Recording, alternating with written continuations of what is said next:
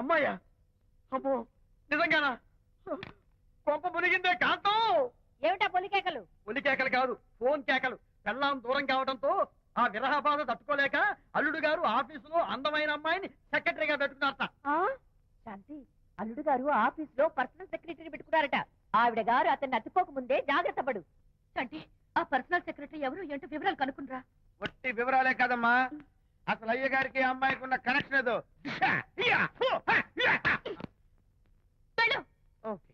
ఈ కార్ ఆదుత్రావు గారి delivery. Excuse me, నాకు ఇన్ఫర్మేషన్ కావాలి. ఏమిటది? మీ విజయబాబు గారి దగ్గర పర్సనల్ సెక్రటరీగా ఒక అమ్మాయి చేరిందంట.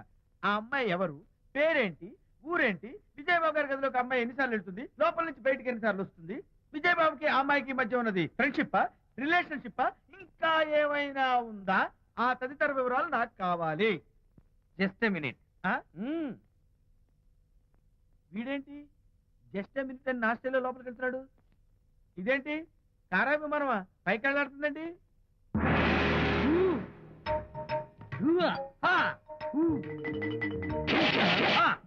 టైటానిక్.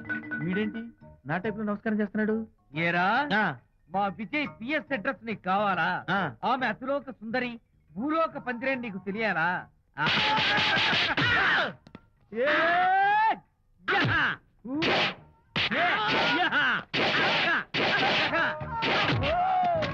ఏరా, ఆ అమ్మాయిది కలాంస లాంటి నడకని, వంపు సొంపుల నడుమని, దిగి దిగేనమనే కళ్ళని, లుక్కు రుక్కు రుక్కు రుక్కోని నీకు చెప్పాలరా?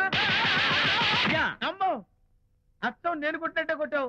ఈ పట్లని నీకెవరు నేర్పారు బాబు? నేనే. నీకు నేర్పిన గురువే నాకు నేర్పాడు. శిష్యులారా, ఈ టైటానిక్ అనే టానిక్ ను నేను మీకు ఎందుకు ఇచ్చానో తెలుసా? నేను వాడిని కొట్టడానికి, వాడు నన్ను కొట్టడానికి. మేమిద్దరం కలిసి నిన్ను కొట్టాలి. నన్ను కొట్టడం మీ ఇద్దరి వల్ల కాదురా.